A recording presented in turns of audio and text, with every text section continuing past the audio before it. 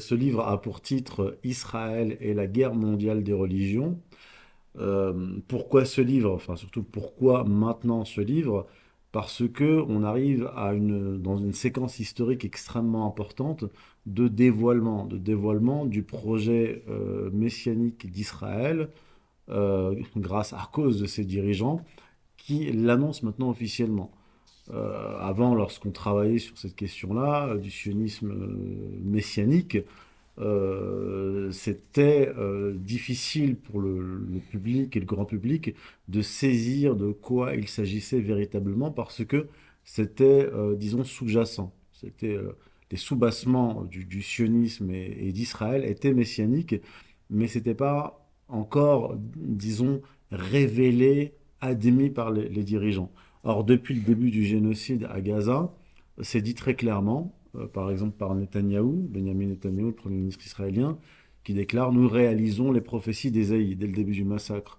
Nous sommes le peuple de la lumière, ils sont le peuple des ténèbres. Dans ce contexte-là, Pierre-Antoine va en parler, dans ce contexte-là, on a l'arrivée en Israël, je crois que c'était en 2023, de vaches rousses commandées par, je crois, l'Institut du Temple, qui sont venus du Texas, et ce sont des vaches rousses qui doivent être immolées dans le cadre d'un rituel où les futurs prêtres du temple vont se baigner pour se purifier et pour euh,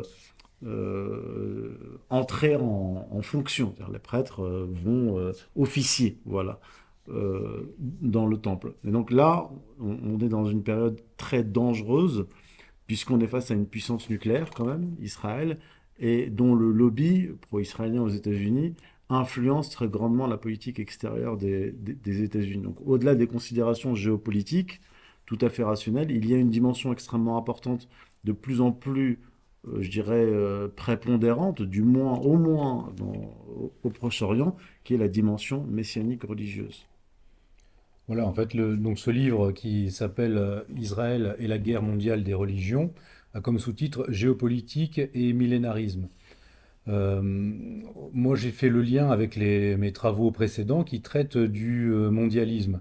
Et dans ces travaux sur le mondialisme, j'en étais arrivé à l'idée que des gens comme Georges Soros et tant d'autres avaient finalement une vision messianique sécularisée, en quelque sorte, une vision messianique qui s'était découplée de sa matrice religieuse, mais qui continuait à s'exprimer sous une forme métapolitique.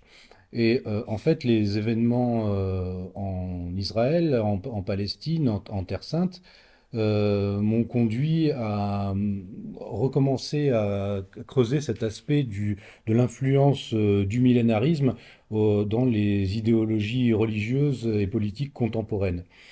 Et effectivement, quand on observe les actions d'Israël dans la région, on voit que le seul prisme de l'analyse politique matérialiste ou même réaliste ne suffit plus.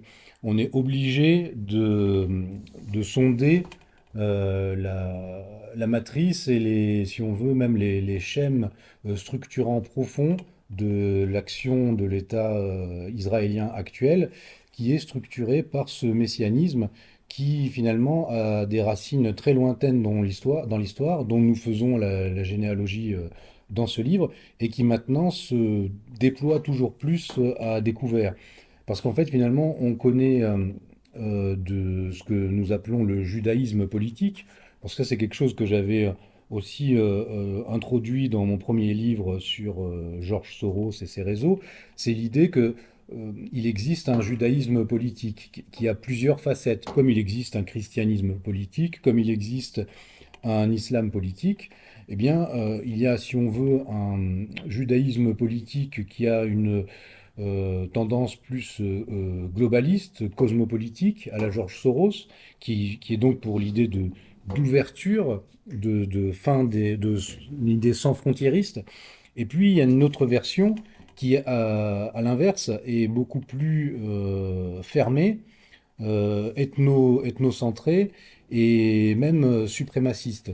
Et finalement, comment dire, ces deux polarités avance dans une forme de dialectique et on passe souvent de l'une à l'autre au sein de ce judaïsme politique.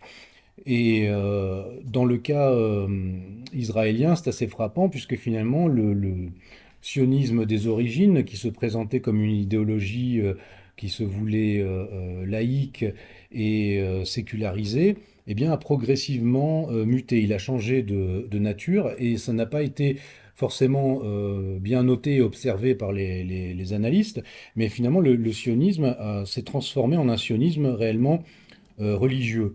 Mais dire que c'est un sionisme religieux ne suffit pas, parce que on n'est pas juste dans la religion, on est vraiment dans le messianisme et dans le millénarisme. Et qu'est-ce que le millénarisme? C'est la volonté de réaliser une forme d'ordre terrestre parfait, et avec l'idée et la centralité du Messie. Et en fait, quand on analyse comment dire, la religiosité de ce sionisme millénariste, on se rend compte qu'il y a plusieurs impératifs pour que se réalise cet idéal de ce qui est considéré comme des temps messianiques, l'avènement de temps messianiques qui ne concernera pas juste Israël, mais l'ensemble de l'humanité. Pour simplifier, on peut dire que pour les messianistes, pour que ces temps messianiques adviennent, il faut que soit restaurée une monarchie juive, une théocratie en Israël qui sera ethnocentrique, qui aura réalisé le grand Israël géopolitique et qui aura comme vocation de reconstruire le temple de Jérusalem qui avait été détruit en 70 après Jésus-Christ. Et la reconstruction de ce temple doit se faire sur l'actuelle esplanade des mosquées. Donc on se doute bien du potentiel explosif de cette question. Régulièrement, et ce que je montre dans le livre, c'est tout l'historique de cette montée du sionisme religieux et notamment du mouvement qu'on pourrait appeler templiste, de volonté de reconstruction du temple, qui est un mouvement qui au départ était très violent, avec notamment tout un réseau qui avait été démantelé par l'État israélien lui-même de terroristes qui voulaient faire exploser le- l'esplanade des mosquées. Et puis, suite à l'arrestation de ce réseau, ces militants templistes étaient passés dans quelque chose qui était plus de l'influence culturelle et métapolitique, avec la création de groupes comme l'Institut du Temple, qui travaillent à reconstituer à l'identique autant que faire se peut, les objets de culte et les futurs rituels, à reconstituer les futurs rituels qui devront avoir lieu dans le temple. Donc, par exemple, cette idée dont a parlé Youssef tout à l'heure, de faire venir des vaches rousses du Texas parce qu'il y a la nécessité dans les rituels qui doivent reprendre au sein du temple effectivement de faire un holocauste, c'est-à-dire de brûler entièrement des vaches rousses dont la cendre servira à purifier les prêtres qui reprendront leur fonction. Donc la fonction qui est finalement la reprise des sacrifices au sein du temple tels qu'ils sont décrits dans l'Ancien Testament et tels que finalement la destruction du temple de Jérusalem par les Romains avait interrompu. Donc pour le courant sioniste millénariste, finalement, le judaïsme est en quelque sorte amputé. C'est quelque chose qu'on ne comprend pas bien de l'extérieur, mais finalement, il n'y a pas vraiment de sacerdoce juif.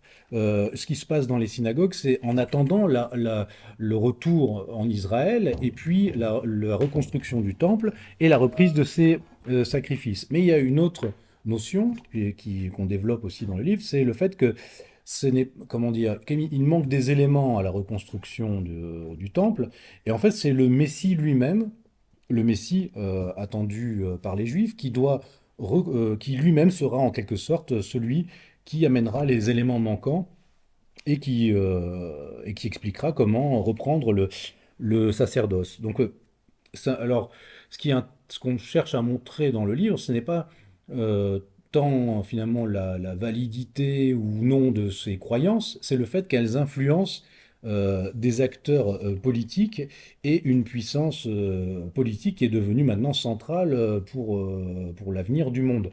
Et finalement, c'est de montrer que ces gens-là sont guidés par un agenda qui n'est pas juste stratégique et géopolitique, mais qui a aussi une part d'irrationnel, avec l'idée que cette reconstruction du temple et le projet sioniste millénariste dans son ensemble doit amener ce qui est appelé la délivrance dans le judaïsme politique, c'est-à-dire finalement une délivrance pour les Juifs eux-mêmes, mais aussi pour l'ensemble de l'humanité. Parce qu'une fois que le temple serait reconstruit, eh bien, les sionistes millénaristes pensent même que c'est en quelque sorte la grâce divine qui va redescendre sur terre via le sacerdoce juif qui se fera finalement pour toute l'humanité. Et tant que les choses ne seront pas finalement remises dans cet axe-là, eh bien, le monde restera en état d'anarchie.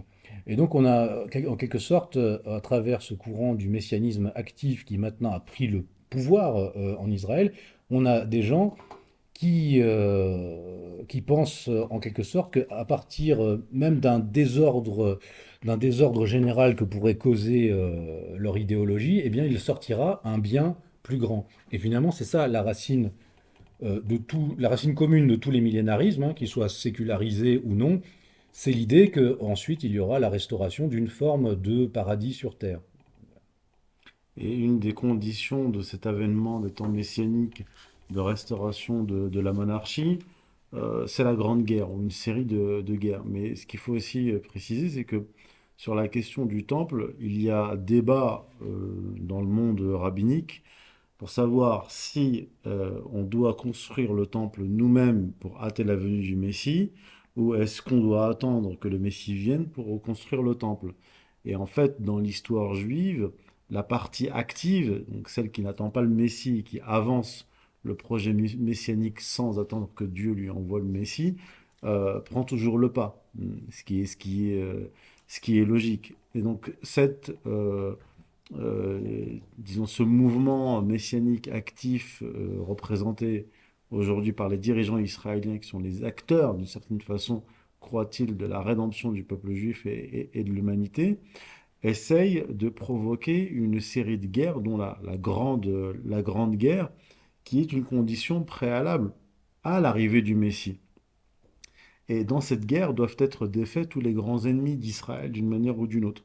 Alors dans la Bible hébraïque, il y a des archétypes des ennemis d'Israël qui sont d'une certaine façon éternels, puisque chaque fois qu'une puissance géopolitique s'effondre, eh bien une autre puissance géopolitique vient reprendre la place dans la case, on va dire, de l'ennemi archétypal d'Israël. Et c'est ainsi qu'on comprend l'obsession des dirigeants israéliens, au-delà des questions de géopolitique, parce qu'ils ont besoin de faire sauter des verrous qui empêchent l'expansion d'Israël pour atteindre les frontières bibliques du Nil à l'Euphrate. Au-delà de cette dimension-là, il y a la dimension eschatologique qui doit voir tomber, par exemple, la Perse, ceux qu'ils considèrent comme étant Amalek, c'est-à-dire l'ennemi ontologique d'Israël qui ne cesse de revenir sans arrêt, et aussi Gog et Magog.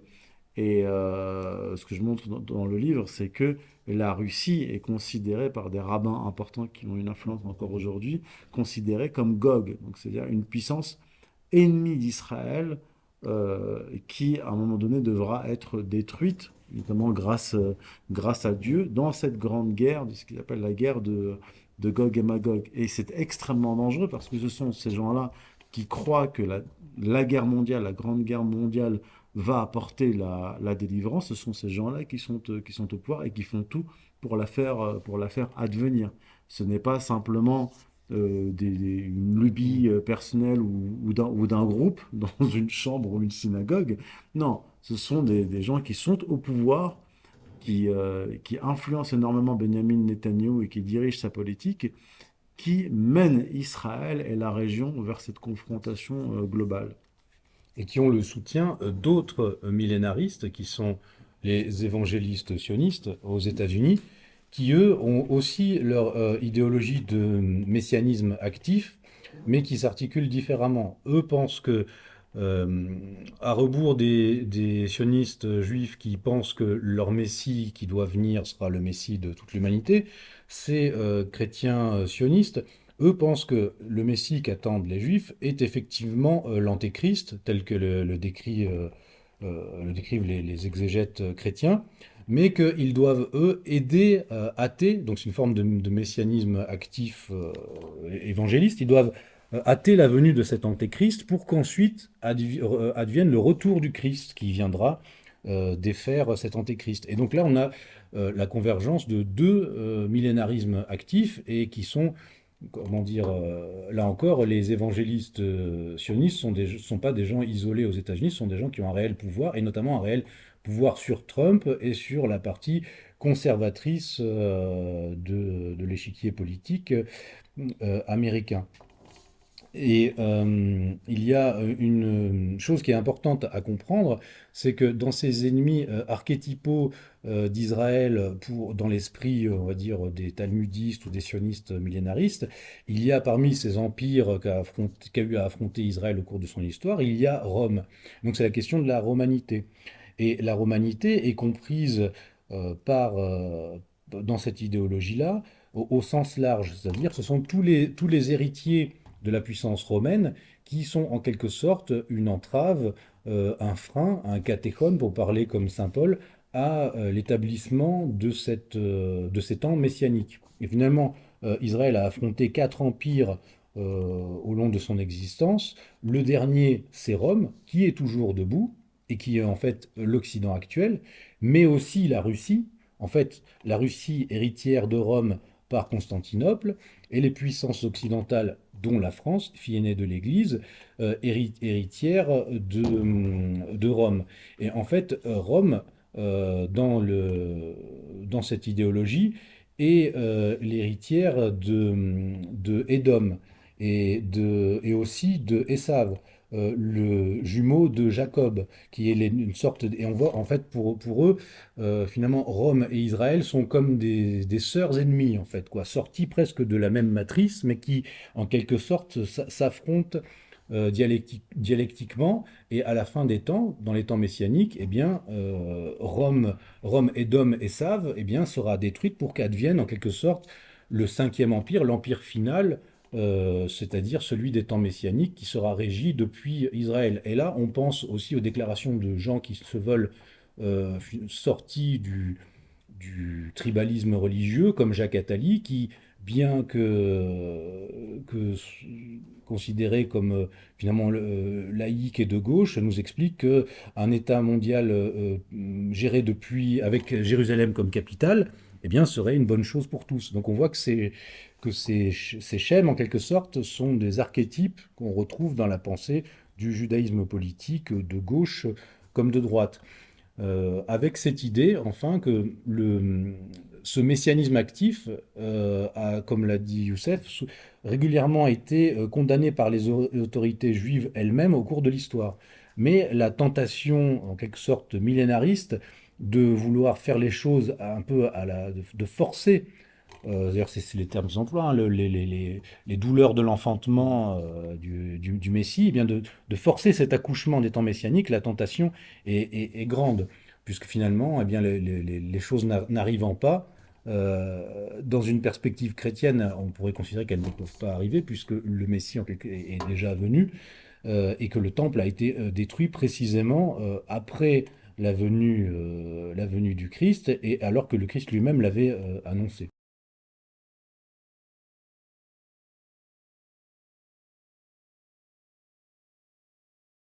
Initialement, ces doubles projets sont un seul et même projet. Et là, il faut remonter à la Bible hébraïque pour le comprendre. Parce que dans la Bible hébraïque, vous avez le projet impérial territorial, qui est en fait un décalque de l'empire assyrien. Vous savez, le royaume d'Israël s'étendant du Nil à l'Euphrate, est en fait un décalque des frontières de l'empire assyrien. Simplement, c'est une reprise.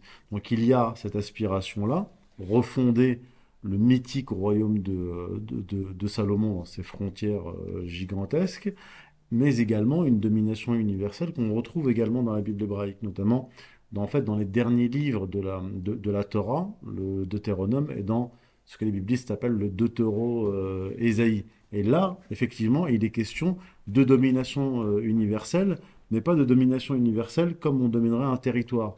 pas par les armes, pas par la force. On parle de domination universelle par l'usure, par exemple. Tu prêteras de nombreuses nations, tu n'emprunteras pas, tu seras toujours à la tête et pas, mais pas à la queue, etc. Donc en fait, on a un double projet qui est à la fois territorial et universel par des méthodes qui sont différentes. Et dans leur forme laïcisée, on trouve ce sur quoi Pierre-Antoine Plaquevent a beaucoup travaillé, c'est-à-dire le globalisme, donc qui est une forme sécularisée, laïcisée en fait la forme sécularisée d'un impérialisme universel qui donne donc le globalisme. Et aujourd'hui, on est dans une période de convergence des deux projets. C'est-à-dire on a un projet globaliste, mais essentiellement enraciné dans le monde occidental, qui essaye comme l'explique Pierre-Antoine, d'élargir au monde entier la société ouverte, donc plus aucune frontière. Et en même temps, le projet sioniste territorial qui est aussi ancré dans le monde occidental grâce au lobby pro-israélien. Donc en fait, c'est un double projet qui se veut universel, mais qui est en fait occidentalo-centré. Donc on peut parler d'une sphère israélo-occidentale. Et on voit que le reste du monde est en train de résister justement à ce double projet. Opposition au projet territorial de Grand Israël et opposition au globalisme qui vise en fait à la destruction non seulement de la nation, des frontières, des identités, mais aussi de l'économie. C'est un projet quand même qui est nihiliste. Et là, si on va faire une comparaison, enfin, trouver le dénominateur commun, un des dénominateurs communs entre les deux, c'est vraiment le nihilisme. On a d'un côté un État génocidaire qui annihile une population, des villes entières, et un autre projet globaliste sorosien qui est nihiliste dans le sens où il veut annihiler l'économie, les frontières, les identités jusqu'aux identités sexuelles. Mais ce sont des deux projets qui s'opposent d'un certain point de vue, mais en s'opposant, il avance dialectiquement.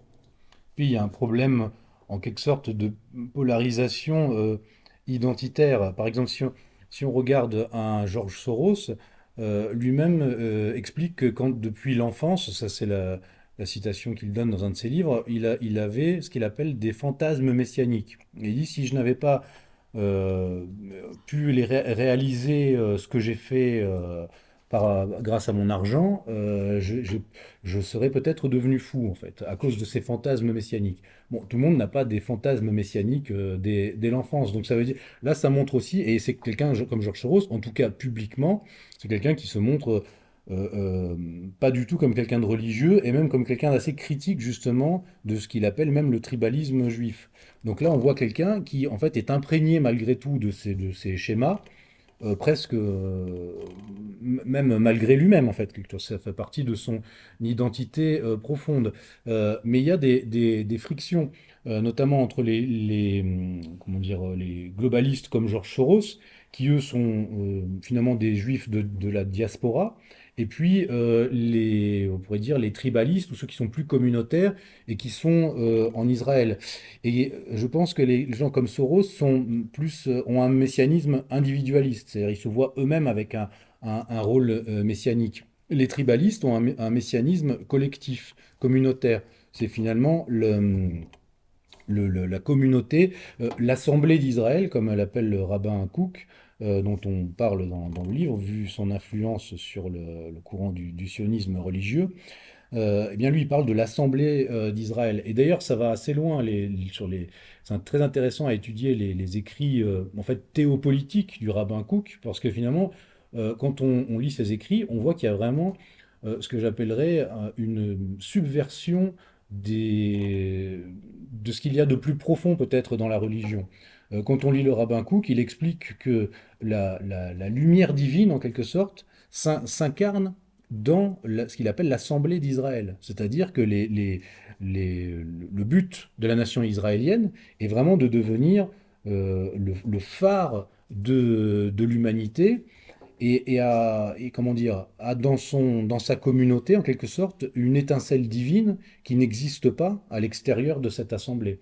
Donc c'est quasiment, on pourrait dire d'un point de vue chrétien, une forme de singerie de l'incarnation, puisque dans l'Évangile, on nous explique que oui, la lumière divine a pris forme humaine sous la forme du Christ, du Messie. Eh bien, en fait, c'est une Divinisation. autodivinisation, automessianisation Mm. de la nation israélienne elle-même. Et en fait, il y a tout un processus qu'explique bien le rabbin Kook et qu'il avait anticipé, où finalement on passe du sionisme laïque et sécularisé au sionisme religieux et à la vraie finalité du sionisme qui est de donner le pouvoir à cette assemblée qui sont euh, quasiment des hommes-dieux qui doivent régner sur le monde et leur règne est par nature presque de nature divine. Et c'est assez troublant de lire ce genre d'écrit parce que, comment dire, si on les exposait c'est pour ça que dans notre livre, nous avons vraiment un appareil de source très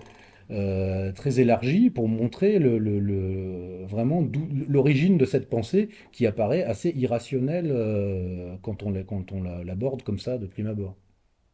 Voilà, et donc pour terminer peut-être, ce qu'il faut dire, c'est que ce ne sont pas des personnages isolés. Le rabbin Kook, quand il parle de la présence divine dans le peuple juif, en fait, il s'inscrit dans une vieille tradition kabbalistique, on appelle la Shekinah, en fait. La Shekinah, ce serait la présence divine incarnée dans le peuple juif, qui serait lui-même la fiancée de Dieu. Donc, ce sont des concepts euh, quasiment proche du paganisme et du panthéisme Mm. même. Donc le rabbin Kook va avoir une très grande influence sur les messianistes juifs sionistes tout au long du XXe siècle, puisque c'est lui qui est le premier grand rabbin ashkénaze de la Palestine mandataire, qui va devenir le foyer national juif. Et il va avoir une influence sur ce qu'on appelle le mouvement national religieux sioniste, puis israélien. Mais lui-même, Abraham Kook, s'inscrit dans une tradition de sionisme messianique dont j'ai parlé dans mes précédents travaux, qui s'inscrit sur la longue durée, donc multiséculaire, et qui n'est pas ce que je veux dire, c'est qu'il n'est pas en rupture, Mm. absolument pas, il n'apporte rien de nouveau. Il actualise et il fait partie de ces grands rabbins de l'époque contemporaine, en fait, Oui. qui vont poser les pierres de l'État d'Israël tel qu'il est aujourd'hui. Puisque lui disait que les sionistes socialistes de son époque, qui étaient majoritaires, construisent sans le savoir le piédestal de Dieu, comme il le disait, donc c'est-à-dire le futur royaume d'Israël, et donc la rédemption. Et d'une certaine façon, l'histoire lui a donné raison, puisque ce qu'il expliquait en substance, c'est que le sionisme va revenir à son arché, c'est-à-dire son principe premier qui est religieux et messianique, et c'est ce à quoi nous assistons aujourd'hui avec ce gouvernement messianique fanatique, et c'est ce qui explique l'apparition de notre nouvel ouvrage. Ouais, et peut-être pour conclure sur une idée, je sens sur cette opposition mondialisme, sionisme religieux, ce serait plutôt des frictions qu'on constate. Et on voit effectivement quelqu'un comme, j'en avais parlé dans le premier livre sur Soros et les réseaux Soros, c'est quelqu'un comme Attali, par exemple, qui est proche de Soros, qui vante les mérites de Soros, avait dit dans un entretien assez de ce tribalisme juif et en fait presque de ce racialisme juif qui en gros nous empêche d'agrandir notre communauté. Parce que lui, il avait la vision directement cosmopolitique. Et il disait, il nous faut maintenant 200, 300 millions de juifs, en fait. Mais parce que lui, il pense directement à l'aspect, justement, État mondial. Comment tenir une telle structure? Eh bien, si, pour tenir une telle structure à visée globale, eh bien, il faut que ce que ces gens appellent judaïsme, parce que finalement, ça n'est que leur vision à eux, eh bien, s'étendent. Et donc là, effectivement, on a une friction entre ceux qui sont sur le terrain, en quelque sorte, les gens voilà, type Netanyahou, les héritiers de Jabotinsky, ces gens-là, qui eux sont sur le terrain et en fait sont des gens qui en quelque sorte se coltinent le réel du projet millénariste avec tout ce que ça a de sanglant, de violent, de militaire et de stratégique à organiser. Eh bien ces gens-là sont plus dans une vision tribaliste, là où effectivement les cosmopolites ont une vision plus planétaire. Ce serait peut-être là la friction qu'il y a entre ces deux pôles. Mais c'est plus une friction qu'un affrontement essentiel.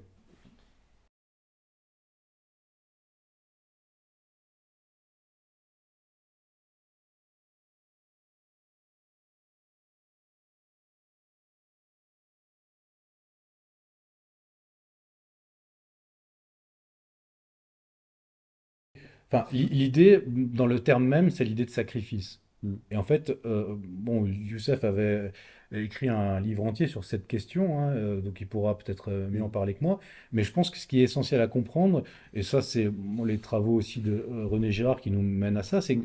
qu'est-ce qui est venu interrompre le christianisme? Et donc, la venue du Messie, si on le prend sous un angle chrétien, c'est l'économie des sacrifices de l'Ancien Testament et du monde païen, où en fait, il fallait donner la chose une chose précieuse à la divinité ou à l'inconnu, à cette part de mystère, pour recevoir en échange autre chose.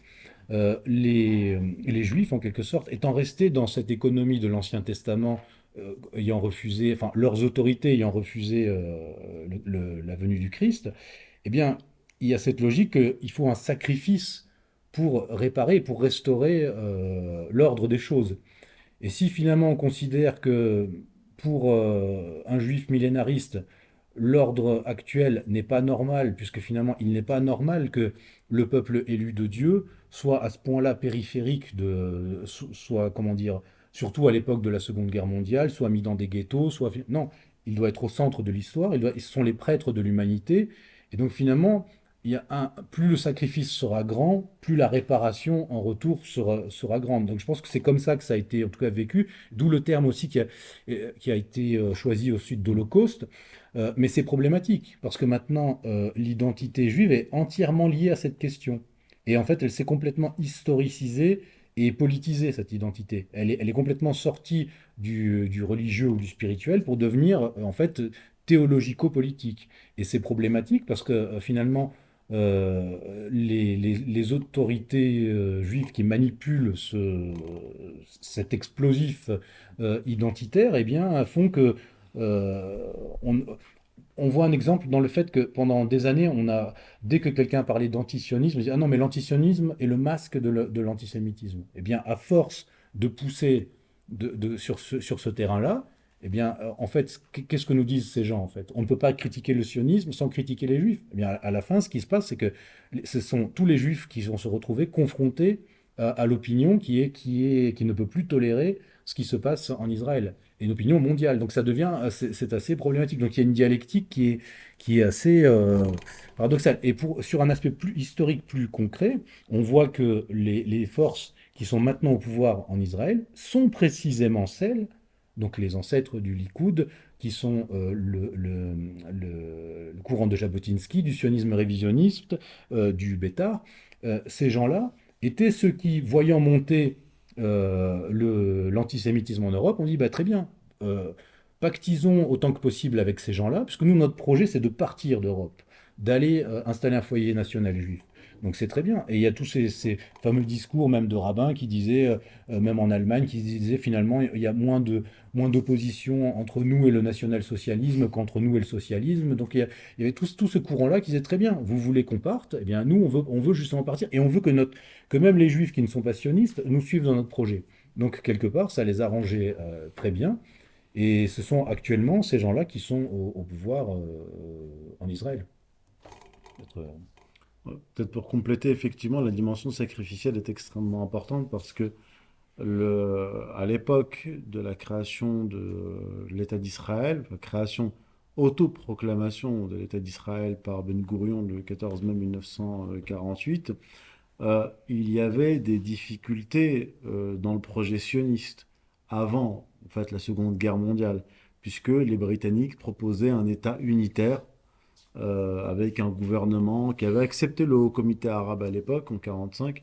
Ils avaient accepté un gouvernement donc, avec sept arabes et trois juifs, donc un État unitaire, voilà, binational. Les Israéliens, donc les sionistes à l'époque, s'y opposaient très fermement. Et d'une certaine façon, l'Holocauste, qui signifie en fait sacrifice, a été utilisé comme prétexte notamment pour convaincre les puissances occidentales qui ont en fait plié sous le poids de la culpabilité pour accepter la création d'un État d'Israël qui s'est constitué sur l'épuration ethnique. C'est-à-dire que cet holocauste, donc ce sacrifice, parce que c'est ça que ça signifie que ce qui s'est passé durant la Seconde Guerre mondiale est un holocauste, un sacrifice. Or, l'holocauste, dans la Bible hébraïque, est un sacrifice expiatoire et ou rémunératoire. C'est-à-dire qu'on sacrifie quelqu'un d'important pour obtenir quelque chose en retour de la divinité. Et vous avez des déclarations de rabbins qui le disent très clairement, disant, voilà, grâce à quoi nous avons l'État d'Israël, si ce n'est la Shoah, toute cette souffrance c'est horrible, mais en gros cette souffrance, ça vaut le coup. Et en fait, la culpabilité occidentale et ce sacrifice a donné en fait l'autorisation implicite aux sionistes d'épurer ethniquement la Palestine. D'ailleurs, quand ils ont commencé l'épuration ethnique en Palestine et que les Palestiniens ont refusé de se laisser épurer et que les autres pays arabes sont intervenus pour protéger les Palestiniens qui étaient expulsés de chez eux, eh bien, Ben Gourion a dit que c'était un deuxième holocauste. Donc, simplement le fait de se défendre contre une épuration ethnique serait un deuxième holocauste. Alors qu'en privé, il disait non, non, mais on va vaincre toutes ces armées. Et non seulement on va vaincre ces armées, mais en plus de ça, on va agrandir le territoire qui a été accordé déjà par l'ONU. Donc, c'est à savoir 55% du territoire auquel se sont ajoutés 23% conquis par les sionistes. Et en fait, juste depuis l'époque jusqu'à aujourd'hui, les Israéliens ont eu une sorte de carte illimitée euh, pour massacrer les Palestiniens, les expulser de chez eux, grâce à la Shoah, en fait, grâce à l'Holocauste. C'est-à-dire ce sacrifice important, pas auquel nous avons consenti, mais qui nous a été imposé, eh bien, nous permet d'une certaine façon, de nous venger ou de punir les Palestiniens et de les expulser de chez eux. Et là, en fait, la période qu'on vit actuellement est très importante parce que on arrive au bout de de cette narration et comment dire, de cet holocauste, de ce sacrifice fondateur, à cause du génocide, en fait, du sacrifice que subissent les Palestiniens sous nos yeux. Donc aujourd'hui, on ne parle plus de Shoah, d'Holocauste, on parle du génocide à Gaza perpétré par les par les descendants. Israéliens. Ouais. Et il y a cette idée que aussi donc ce sacrifice, enfin cet holocauste est fondateur de l'ordre international post-1945 et Mm. en fait de la vision cosmopolitique, avec cette idée que finalement c'est le nationalisme nous a amené à ça. Donc en faisant le procès du national-socialisme, on a fait aussi le procès de l'idée même de souveraineté nationale. Et avec cette idée que, en tant que phénomène quasiment religieux, donc l'Holocauste, a donné une autorité spirituelle au judaïsme politique sur l'ensemble de l'Occident et des pays occidentaux, qui font qu'ils sont devenus en quelque sorte une forme, là presque oui, de prêtrise politique qui dicte ce qui est licite ou illicite dans le monde politique occidental. Et ça a en quelque sorte créé une fusion entre l'Occident et ce judaïsme politique, avec l'idée, par exemple, quand vous voyez cette idée d'Holocauste, ça va de pair avec une idée qui est, par exemple, il y avait des justes parmi les nations. Alors on se dit, ah oui, c'est bon, c'est bien des justes qui ont aidé. Mais en fait, cette idée-là, quand on la voit sous un angle plus ésotérique ou talmudiste, en fait, les talmudistes nous expliquent que les étincelles parmi les nations, finalement, enfin, les justes parmi les nations, c'est quasiment des âmes qui doivent être sauvés des nations elles-mêmes, de la gangue des nations en quelque sorte. Donc il y a des justes qui sont perdus parmi l'océan des nations, c'est ceux le, qui ont aidé le projet théopolitique israélien. Et donc en fait il y a une ambiguïté là-dessus. Et puis je pense quand on voit les, comment dire, les récits même de ce que faisaient les gens du Bêta ou de Jabotinsky aux Juifs eux-mêmes et le mépris qu'ils avaient pour finalement ce qu'ils considéraient être le juif recroquevillé de l'exil, celui qui se contentait de son petit univers dans la synagogue, etc. Eux, ils méprisaient cela. Ils avaient une idée où, au contraire, il faut devenir. Ça s'écrivait en plus à l'époque justement où il y avait les nationalismes en Europe, le fascisme et tout. Et quand vous lisez le rabbin Kook, il a des écrits où il explique qu'en fait, il faut que maintenant les Juifs sortent de l'exil, de leurs conditions d'exil et cultivent même leur force physique, deviennent en fait de nouveau des Samsons, des héros de l'Antiquité juive. Et finalement, ça n'aie pas peur de prendre leur place sur la scène des nations, et puisque leur destin est de vaincre et de dominer. Et donc c'est ce courant-là qui maintenant arrive jusqu'à à notre époque.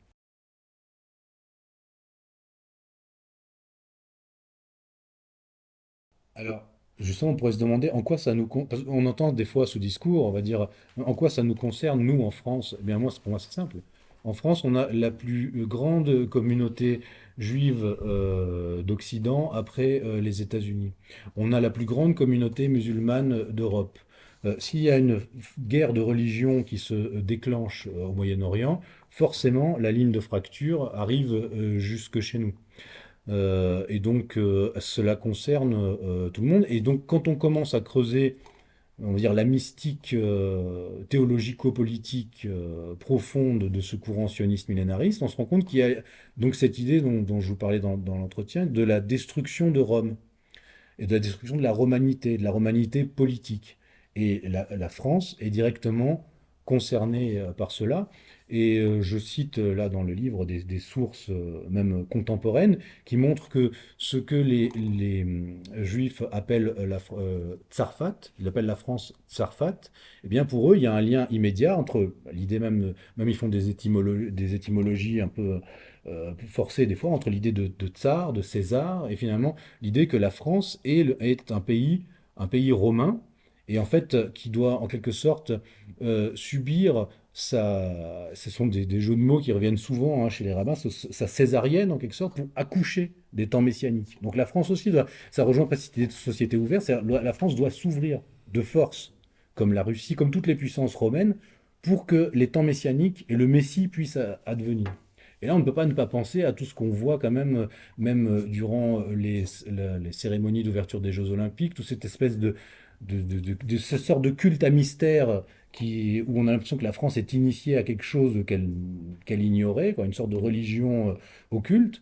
Et donc je pense il y a vraiment quelque chose d'occulte, en fait, une forme de guerre occulte qui a lieu entre donc des forces occultes et ces restes de la romanité qui doivent disparaître pour permettre l'avènement. Alors si j'étais iranien, eh bien je m'inquiéterais de cette idée de faire la guerre à l'Empire perse. En tant que Français et chrétien, je m'inquiète de cette idée de la nécessité de faire disparaître la romanité, et je ne peux pas ne pas le lier avec eh bien, on avait fait aussi une enquête qui avait été un peu à l'origine du site Stratégica au moment de l'incendie de Notre-Dame. Et on s'était rendu compte que, par exemple, le jour même de l'incendie de Notre-Dame, il y avait eu aussi un incendie qui s'était déclenché dans la mosquée d'Al-Aqsa. Et c'est une correspondance, on peut dire peut-être un hasard, ou une Coïncidence. coïncidence, ou bien une espèce de, oui, quelque chose de l'ordre presque peut-être oui, justement un peu ésotérique ou autre, mais il y a tout de même quelque chose de troublant. Et si on regarde l'incendie de Notre-Dame, eh bien pour moi c'est ce qui a ouvert la phase actuelle, l'accélération messianique, euh, ensuite après jusqu'à la séquence actuelle. Et je pense en fait, si on va au bout des choses, que nous sommes effectivement dans les temps, alors ce que ces gens peuvent considérer être comment dire, le prolégomène des temps messianiques, mais qui pour un chrétien sont en fait le début des temps de troubles qui sont annoncés par les pères de l'Église. Là aussi, dans le livre, j'ai fait le rapprochement avec ce que disent les pères de l'Église comme Saint Irénée de Lyon, qui parlent de la fin des temps et qui disent clairement qu'à la fin des temps, donc ce sont des gens qui écrivaient après la destruction du temple par les Romains. Et ils expliquaient qu'à la fin des temps, le temple sera reconstruit et que depuis le temple de Jérusalem viendra un faux Messie qui se fera adorer comme Dieu. et qui en fait voudra, en fait, en quelque sorte, les Juifs voudront le faire Messie, et ensuite il persécutera tout le monde, même les Juifs, car il voudra vraiment être adoré lui-même en tant que Dieu. Et là, une partie des Juifs qui l'auront porté au pouvoir se rendront compte de l'erreur qu'ils ont commise et se convertiraient au christianisme. Ça, c'est ce que disent les pères de l'Église. Voilà. Eh bien, on est quand même face à quelque chose d'assez troublant de voir qu'il y a dans l'agenda politique actuel israélien, soutenu par l'ensemble de la classe politique occidentale, eh bien, ce projet de reconstruction du temple, avec tous les chefs d'État du monde qui vont s'incliner devant le mur du temple. Donc il y a quand même quelque chose, c'est comme si... Et c'est ce qui est prévu dans le projet sioniste millénariste, c'est que ce n'est pas juste le temple des Juifs, c'est une sorte de nouveau Vatican en quelque sorte, où toutes les nations regarderont dans cette direction, puisque c'est normal, puisque ce sera le retour de Dieu sur terre en quelque sorte. Ça nous concerne tous en réalité parce que ce projet messianique implique des bouleversements géopolitiques et une confrontation géopolitique régionale et mondiale. On le voit bien avec le jeu des alliances. S'il y a une guerre qui éclate entre Israël et l'Iran, cela pourrait entraîner par le jeu des alliances les États-Unis et la Russie en guerre, c'est-à-dire des puissances nucléaires, ce qui signifierait en fait une apocalypse nucléaire à l'échelle mondiale. Donc dire ce qui se passe au Proche-Orient ne nous concerne pas, alors que ça peut être la première étincelle qui mène à la guerre mondiale, à une éventuelle guerre nucléaire, c'est être complètement à côté des réalités géopolitiques. Et en plus de ça, avec la vitesse des missiles, notamment les missiles hypersoniques, je peux dire que ça irait crescendo et ça irait beaucoup plus vite et en étant beaucoup plus destructeur que la Première et la Seconde Guerre mondiale. C'est-à-dire qu'on aura, comme l'avait dit Vladimir Poutine lors d'une conférence de presse avec Emmanuel Macron, il a dit, nous sommes une puissance nucléaire, la France est une puissance nucléaire. Si l'Ukraine entre dans l'OTAN, il y aura une guerre entre la France et la Russie. Et il dit, vous n'aurez même pas le temps de cligner des yeux que nos deux pays seront déjà en guerre. Donc c'est pas quelque chose qui est fantasmagorique. Et donc en fait on voit que le projet messianique a une implication géopolitique très concrète aujourd'hui, l'épuration ethnique à Gaza, génocide à Gaza, la guerre au Liban, les assassinats en Iran, les réponses iraniennes contre Israël, ça peut partir très vite dans une guerre régionale, puis mondiale. Donc ce dont on parle dans notre livre, ce n'est pas quelque chose de Oui, fantasmagorique ou hypothétique, non, c'est réel, c'est réel. En fait, nous traitons des idées qui mènent c'est ça. à cette réalité. Les idées, les idéologies, la religion notamment, et un messianisme qui ont un impact, une conséquence matérielle très concrète en termes de vie humaine, en termes de destruction matérielle et en termes de bouleversement géopolitique. Ce qui nous intéresse dans nos travaux communs, c'est pour ça qu'on est arrivé à faire un livre commun, c'est effectivement ce point de contact entre, en quelque sorte, entre l'esprit et la matière, entre l'esprit politique, métapolitique et la matérialité géopolitique brute. Et on voit que dans l'esprit millénariste, il y a cette capacité à organiser et à faire converger des buts matériels ou stratégiques ou géopolitiques vers des fins qui en fait ne sont pas juste étroitement matérialistes. Et ça, c'est ce qui échappe aussi beaucoup aux analystes occidentaux souvent. On est enfermé dans ce rationalisme et on n'arrive pas à comprendre ce que disait Raymond Aron à son époque, c'est qu'en fait, l'homme n'est pas juste un animal rationnel. Il a aussi des impulsions irrationnelles. Et finalement, la seule perspective d'un système de sécurité internationale paisible qui conviendrait à tous ne suffit pas à certains. Il faut quelque chose de plus. Et là, c'est là que l'idée messianique ou millénariste est importante à connaître, parce que pour un religieux, je dirais, normal, la religiosité est quelque chose d'abord de personnel et un rapport finalement sotériologique et de salut personnel entre soi et la divinité. Pour un millénariste, il y a un problème de, je dirais, de réglage. C'est-à-dire, c'est quelque chose qui est collectif, qui est finalement, il y a une sorte de fuite en avant, et on ne peut pas se sauver presque soi-même euh, si on n'adhère pas et si on ne provoque pas ces buts, ces buts collectifs millénaristes. Donc c'est en ça qu'effectivement ça nous concerne tous.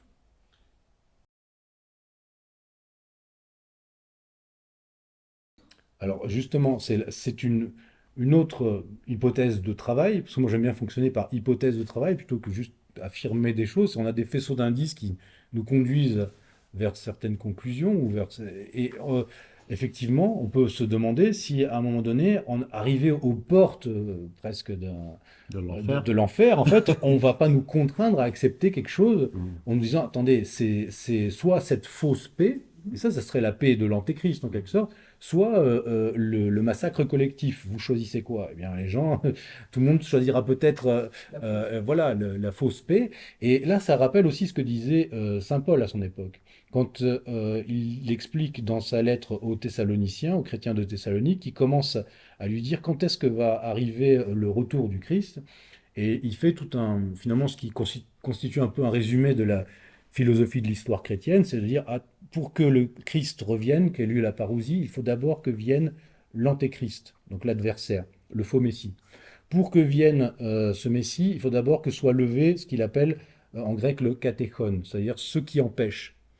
Les pères de l'Église se sont demandé qu'est-ce que désignait ce katéchon, ce mystérieux frein à l'advenu de l'Antéchrist. Ils en étaient arrivés à l'idée que c'était en fait l'Empire romain, la puissance romaine. Donc on revient à cette idée aussi qu'il faut lever la puissance romaine pour arriver au temps messianique. Et dans ces mêmes textes, dans ces séries de lettres, le Saint Paul dit aussi, quand vous entendrez les mots paix et sécurité, là vous saurez que les temps sont proches. Et on ne peut pas ne pas se dire que il y aura effectivement peut-être une fausse paix, une fausse sécurité, et c'est là qu'il faudra être peut-être plus vigilant encore, parce que là, finalement, on nous maintient effectivement, dans l'expectative de quelque chose, on détruit tout, enfin, en tout cas, on crée des conditions de destruction, de création, de destruction créatrice, en quelque sorte, pour effectivement faire advenir un nouvel ordre et peut-être ensuite nous faire accepter, couteau sous la gorge, comme l'agneau du sacrifice au temple reconstruit. Un petit mot de fin? Bonne chance. Non. Un mot de fin pour moi, c'est qu'en fait, on est obligé de sonder en fait finalement ces questions-là, parce que pareil, quelqu'un qui n'est pas religieux pourrait nous dire oui, mais bon, finalement, ça réduit, on revient toujours à la religion, mais en fait, on est obligé d'y revenir en quelque sorte, parce que les idées politiques, ce sont en fait des idées religieuses sécularisées qui maintenant reviennent aux religieux. Voilà. Et donc, euh, les Occidentaux eux-mêmes, euh, maintenant, c'est compris de plus en plus, par exemple, même en Russie, dans tant d'autres pays, mais les Occidentaux eux-mêmes doivent comprendre cette dimension religieuse du politique, même sans être forcément croyants, mais pour comprendre ce qui se passe et les motivations des acteurs du choc contemporain des puissances. Voilà. Et après, à un niveau personnel, enfin, moi je pense que c'est pour ça, enfin, c'est ce qui est dit en tout cas dans le christianisme, hein, c'est que il faut garder, en fait, justement, le chrétien n'aspire pas à un retour d'un paradis terrestre fait par la main de l'homme. Il, il fait ce qu'il a à faire et il sait qu'il place sa confiance en Dieu. Donc je pense que si on fait ce qu'on a à faire à notre niveau et qu'on place notre confiance en Dieu, on fait ce que les stoïciens disaient, c'est-à-dire on agit à la mesure de ce qui est faisable pour nous et on laisse les choses qui nous dépassent. Mais on a besoin d'avoir la cartographie d'ensemble pour ne pas être aspiré par ce projet-là. D'autant que si effectivement advient un faux projet de paix, un faux avec... parce que ce qui est dit par les pères de l'Église, c'est que quand l'Antéchrist viendra, donc le faux Messie, mais il fera des prodiges aussi. Donc il s'agira de pouvoir résister à cela, à l'attrait de cela, surtout quand un monde complètement, comment dire, post-traditionnel, complètement où les gens seront à genoux, il suffira de peu pour qu'ils adhèrent à ces choses-là. Et des gens qui n'auront plus d'assises spirituelles, de centre de gravité spirituelle, se laisseront portés par autre chose. Vous savez, je reviens à comment dire, initiation de la France durant les Jeux Olympiques, initiation de Tsarfat durant les Jeux Olympiques avec cette sorte de liturgie étrange. On voyait le personnage qui était au centre de la singerie de la scène qui faisait un signe du cœur comme ça. Mais le cœur dans le christianisme, c'est très important parce que c'est le Saint-Esprit doit descendre dans le cœur. Donc on a l'impression, voilà, donc il faudra avoir le cœur prêt à résister aux influences qui voudront réellement pénétrer en nous et donc être centré et axé sur le vrai, comment dire, les vraies religions, et pas la religion fausse qui nous sera proposée par le faux Messie. Donc ce livre est un outil conceptuel et historique, théologico-politique, pour appréhender la nouvelle réalité théologico-politique. Vous avez des discours religieux qui sont sécularisés. En fait, en Occident, on a un discours religieux, sauf qu'on c'est un Mm. discours religieux qui s'ignore, ou plutôt qui ne dit pas son nom. Le droit de l'homisme, la démocratie, tous ces termes-là, en fait, sont des termes religieux sécularisés. Mais en face, on a une eschatologie, un messianisme, une religiosité qui dit véritablement son nom. Or, si vous vivez dans un monde religieux sécularisé sans comprendre qu'il a des fondements religieux, vous êtes nécessairement manipulé par des gens qui, eux, Qui vont- comprennent l'essence du religieux et qui sont véritablement dans un discours religieux conscient et sachant qu'il constitue les soubassements de votre religion à vous, laïcisés, qui s'ignorent. Donc par conséquent, avec ce livre-là, qui est un livre à la fois historique, conceptuel et théologico-politique, vous aurez les outils de décryptage de cette réalité politique et géopolitique. Et là, vous pourrez vous armer intellectuellement, même si vous n'êtes pas croyant, face à votre ennemi que vous n'avez pas choisi, mais qui vous a choisi lui comme ennemi pour le combattre. Donc c'est un outil, je pense, extrêmement important pour les temps présents et les temps futurs. Merci. Merci à vous.